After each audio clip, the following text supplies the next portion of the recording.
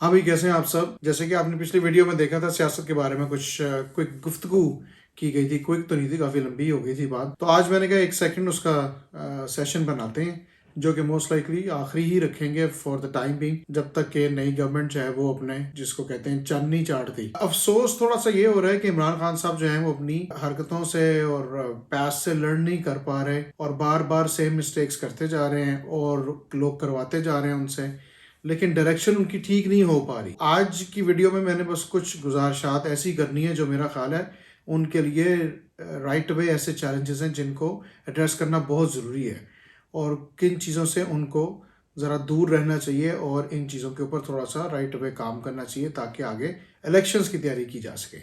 So let's get started. Welcome to Shaukiya blogger.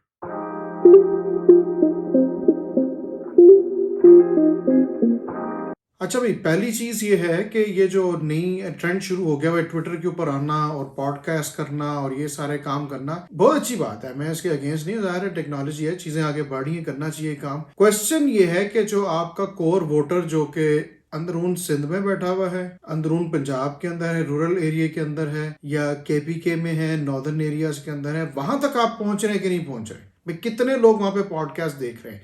ये भी जो पिछले दिनों ये पॉडकास्ट हुई है जिसमें जुनेद अकरम भी था और एक दो और लोग थे, ये सारी बड़ी अच्छी गुफ्तगू, सारा कुछ था, सेटअप किया गया था। ज़रा अच्छी होनी है, वो चुन चुन के बंदे लेकर आते हैं और उनको, I mean I was expecting more from Junaid, actually he would have asked some tough questions, लेकिन वो उसमें उनका भी कोई कसूर नहीं है क्योंकि ज़ाहिर है वो अपनी मर्जी से लोग बिठाते हैं। और खाली इमरान खान नहीं, नवाज शरीफ भी यही काम करता है, जरदारी वगैरह, ओबामा, सब लोग यही काम करते हैं भाई। अपनी मर्जी से बंदे बुलाते हैं, अपनी मर्जी के क्वेश्चन पूछते हैं और सारा कुछ ये किया जाता है। लेकिन क्वेश्चन ये एंड पे बनता है कि ये जो मिलियन के करीब कोई 7-8 लाख लोगों ने जो उसको देखा है अब तक, वो आपका उसमें से वोटर कौन है वहाँ पे? क्योंकि बहुत सारे लोग तो मेरी तरह हैं जो बाहर बैठे हुए हैं, जो देख रहे हैं, पे बार बार देख रहे हैं और उससे भी वो काउंट बढ़ता जाता है। लेकिन वो जो आपका कोर वोटर है, जो सबसे ज़्यादा पाकिस्तान के अंदर वोट करता है, जो जो तबका, उसको आप रीच कर रहे हैं कि नहीं कर रहे? अच्छा, दूसरा जो उसमें सारी गुफ्तगू की गई उसमें वो जिस उर्दू की मिसाल है, सवाल गंदम जवाब बाजरे वाली बात है, बार बार रिपीटिशन की जा रही है उन्हीं बेवकूफ़ाना चीज़ों के बारे में जिनकी अब कोई ज़रूरत नहीं है। मेरी इल्तिजा है पीटीआई से और स्पेशली इमरान खान साहब से, आगे बढ़ जाएं जनाब और इलेक्शंस की तैयारी करें। जो गलतियां हुई हैं उनके ऊपर से सीखते हुए आगे बढ़े। एक चीज़ का मैं क्रेडिट दे देता, एक चीज़ का, वो ये कि उन्होंने अपनी गलतियों को एडमिट करना कम से कम शुरू किया है। अलीम खान का नाम लिया, जहांगीर तरीन का नाम लिया, बहुत अच्छी बात है। आपने नाम लिया, अब आपने स्टैंड लिया, सारा कुछ किया है। Now it's time to face some punches. अब वो भी ज़ाहिर है आपके ऊपर वापस कुछ वार करेंगे। हलीम खान ने तो अगले दिन ही प्रेस कॉन्फ्रेंस कर डाली है। जहांगीर तरीन जिस दिन बोलेगा उस दिन ज़रा गंगा ज़्यादा दूर तक बहेगी, क्योंकि वो ज़ाहिर है फिर आपने अपने इंटरेस्ट के अंदर ये सारे काम किए हैं, सारी चीज़ें की हैं, उसको डिफेंड तो करना ही पड़ेगा ना।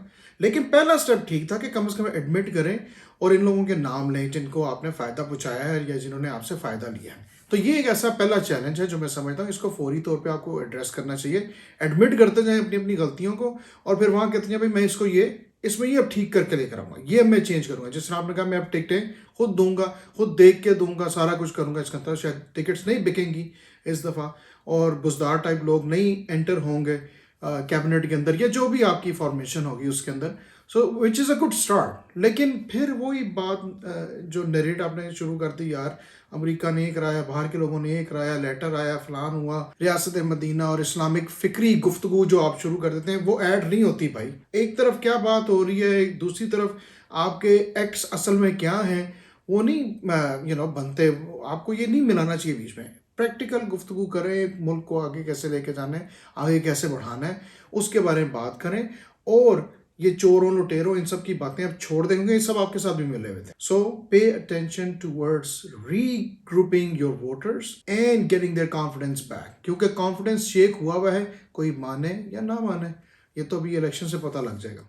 अच्छा जी, दूसरी इंपॉर्टेंट चीज़ क्या है? जीती जागती खातून है फरा गुज्जर, फरज शहजादी AKA मैनी अदर नेम्स। अच्छा, उसका एक छोटा सा सिलसिला है जो कि मेरा ख्याल है दोनों तरफ जो लोग हैं जो अगेंस्ट हैं या जो उसके प्रो हैं, उन दोनों को बात का पता नहीं चाहिए कि लीगल स्टैंड क्या है। अच्छा, फरा गुज्जर ने 2018 की एमनेस्टी स्कीम में अपने सारा पैसा जो था वो ब्लैक मनी जो थी वाइट मनी करा दी। तो अब आप उसको कानूनी तौर पे बात पूछ नहीं सकते कि भाई ये पैसा आपने क्या रखा हुआ है, इससे आप क्या इन्वेस्टमेंट करी है, क्योंकि वो तो वाइट मनी हो गई।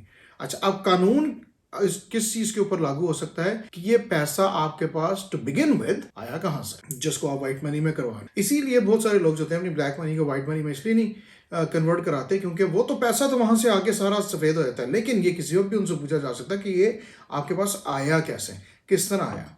अब ये जो क्रिमिनल लॉ है ना, इसके अंदर बड़ी एक डिफरेंस है। नैब का जो लॉ है, अकाउंटेबिलिटी लॉ, और क्रिमिनल लॉ में एक बड़ी क्लियर कट किस्म का डिफरेंस है। क्रिमिनल लॉ के अंदर लॉ ने, गवर्नमेंट ने या जो भी अथॉरिटीज हैं, उन्होंने आपको क्रिमिनल प्रूव करना है। बेसिकली आपके अगेंस्ट जो है वो सारे शवाहिद लेकर आने हैं, सबूत लेकर आने हैं आपको प्रूव करने के लिए। नैब का जो कानून है वो बिल्कुल उसके अगेंस्ट है, थोड़ा सा मुझे अजीब सा ही लगता है वैसे तो वो उसके अंदर। और अकाउंटेबिलिटी फॉर से जो जो लॉ है वो कहता है कि जिसको एक्यूज किया जा रहा है उसने अपने आप को सही प्रूव करना है। यानी इस केस में फराह गुज्जर ने सारी चीजें लेकर आनी है, उसने और उसके हस्बैंड ने, उन्हें अपने आप को इनोसेंट प्रूव करना है। तो ये चीजें जो है ना, यहाँ पे बहुत बड़ा एक क्रिटिकल मामला बन जाता है कि भाई ये पैसा किस तरह पॉसिबल है कि 10-20 करोड़ रुपए से लेके आप 80-90 करोड़ रुपए के ऊपर चले जाएं। 2-3 साल के अंदर 60-70 करोड़ रुपए आपने प्रॉफिट बनाया। कहाँ से बन रहा है भाई? खान साहब कह रहे हैं मुल्क सही चल नहीं रहा, IMF से आप चंदा लेने लगे हुए। इधर फराह गुज्जर जो है वो 80-90 करोड़ रुपया कमा रही है 3 साल के अंदर, 20-25 करोड़ रुपया हर साल का प्रॉफिट कमाई जा रही है। एक इंडिविजुअल जो है वो किस तरह कर रही है सारा काम। सो ये सारी चीज़ें जो है वो आ जाती हैं। अच्छा, एक स्टैंस ये भी है कि भाई उसको किस तरह पकड़ा जाएगा, उसको किस तरह लाया जाएगा। तो फराह गुज्जर जो है वो एक बहुत बड़ा स्टैंस बनती जा रही है यहाँ पे PTI के अगेंस्ट, क्योंकि डे वन आपने कहा कि भाई हम कौन तुम कौन जानते नहीं है, ये जो फवाद चौधरी और शहबाज गिल टाइप बेवकूफ़ थे बोलते जा रहे थे। अब 4 हफ्ते भी नहीं गुजरे और इमरान खान कह रहे हैं कि भाई इसको इसलिए टारगेट किया जा रहा है क्योंकि मेरी बीवी तक पहुंचा जाए, ताकि मेरे साथ कनेक्ट किया जाए। अगर वो कनेक्शन निकल आया तो ट्रबल है, फिर प्रॉब्लम बनेगी। जो मर्जी आप कर ले, जितना मर्जी आप इनकार करके भागते रहें।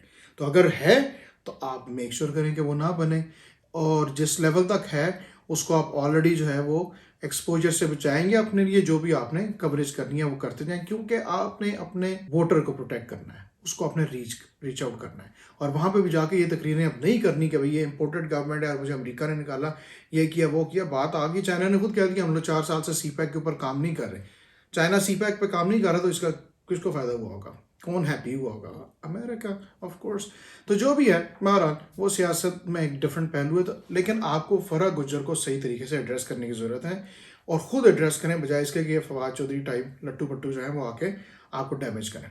तीसरी बात, तोशा खाना भी एक बहुत मेजर जो है ना वो इशू बनता जा रहा है। अब मैंने 2-3 लोगों से बात की है, वो उनको पता ही नहीं था भाई केस क्या, बस ऐसे ही लगे हुए इमरान खान के बारे में बोल रहे हैं, भाई ऐसी फजूल बातें करने देते हैं, इमरान खान ऐसा बंदा नहीं है। केस क्या है, सर पैर का नहीं पता किसी को।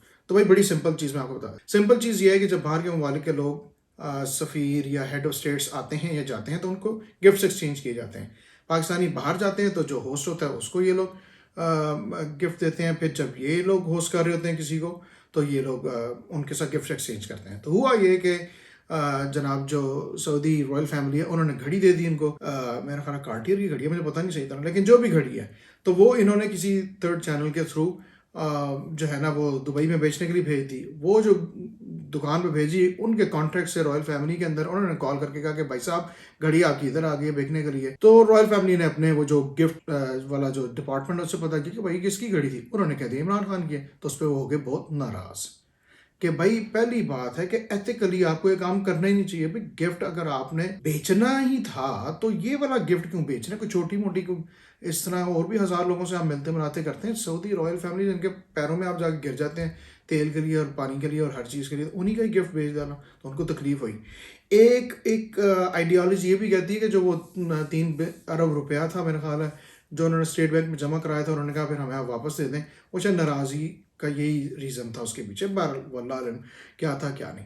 तो बेसिकली ये सारी कहानी है। वो कहते हैं इमरान खान साहब कहते हैं कि बेचा मैंने, पहले वो कहते थे मैंने बेचा ही नहीं, कुछ किया ही नहीं। फिर वही 4 हफ्ते बाद वो जो यू टर्न वाले मामला थे उनके, जिससे उनको इज्तनाब करना चाहिए आगे भी क्योंकि बड़ा नुकसान हो चुका हुआ, तो वो उन्होंने कहा जी बेचे मैंने, सड़कें बना ली, उसकी ये किया वो किया।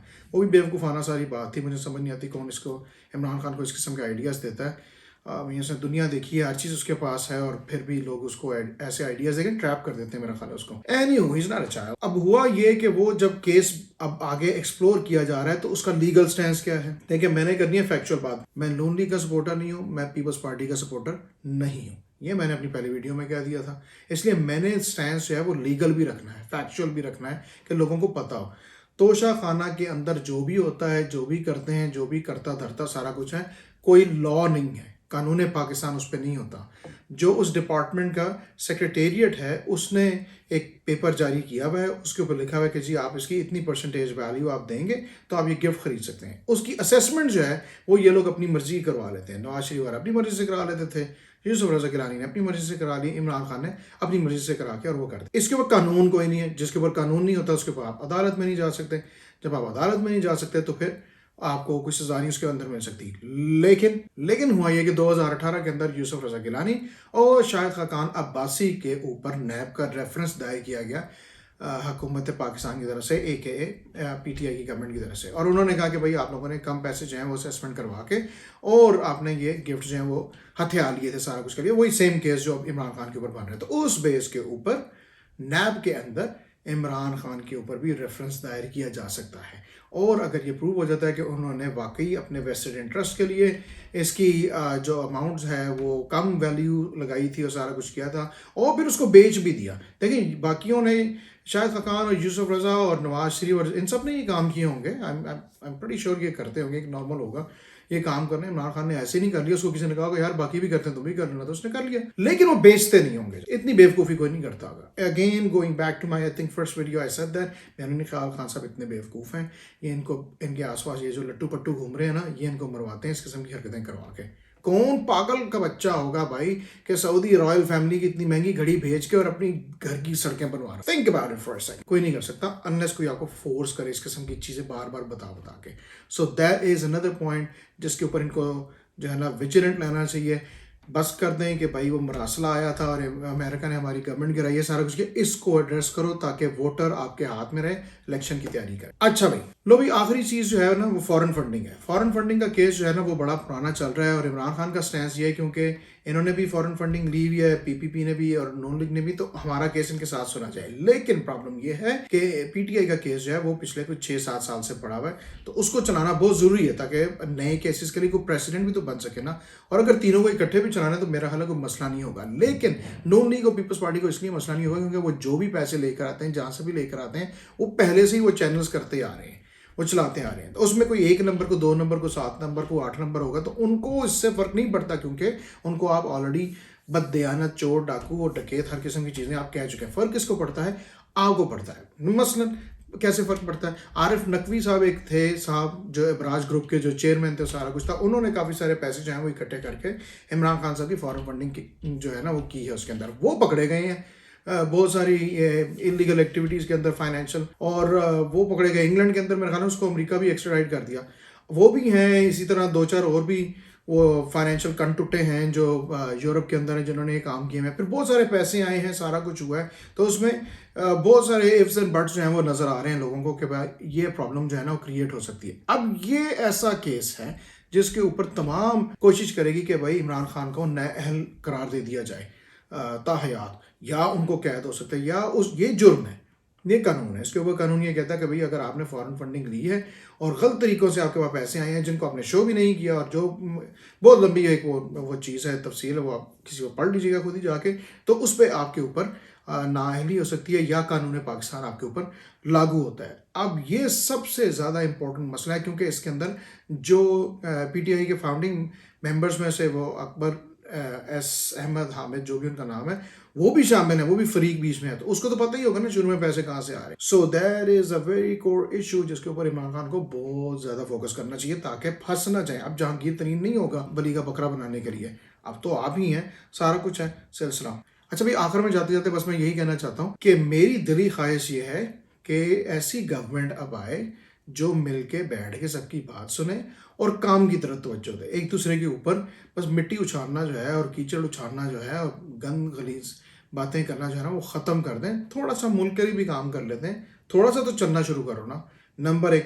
नंबर 2, अपने आप को भाई इतना ज़्यादा सफ़ेद पोश और नेक और परवर ना प्लीज़ बोलो कि लोगों को, मेरे जैसे लोगों को फिर बोलना पड़ जाए कि भाई खुदा दा नाल है एडी भी हुन लुट नहीं बची। तो इसलिए प्लीज़ ये इमरान खान साहब को चाहिए कि मैंने जिस तरह पहली वीडियो में कहा था कि हमें एक प्रैक्टिकल आदमी चाहिए, हमें पैसिमिस्टिक पर्सन चाहिए, हमें ऐसा बंदा चाहिए जो कर ले और वो टीम अपनी साथ लेकर आए। फिर दोबारा कह रहा हूँ, फवाद चौधरी, शहबाज गिल, इट्टू बिट्टू टिट्टू, ये सब आपको नुकसान पहुंचा, ये सब आपके लिए सिर्फ नुकसान का बायस बन रहे हैं। वो एक तरफ बात ये कहते हैं कि भाई फौज ने हमारे साथ ताल्लुकात नहीं थे फौज के साथ ठीक, और आप पिछले 4 महीने से यही राह गलाब रहे थे कि फौज के साथ हमारे ताल्लुकात ठीक थे। इस तरह की बेशबहा बेहुदा फजूलियात किस्म की गुफ्तगू वो कर चुके हैं। तो भाई लोग, सब लोग मिलकर दुआ करें कि भाई पाकिस्तान के लिए अच्छा ही हो जो भी हो, और पीटीआई वाले भी दिल खोल के दिमाग खोल के इस दफ़ा सोचें समझें और अपने लीडर्स को भी उसके ऊपर अमल करने की कोशिश करवाएं। वरना आप में और जियालों में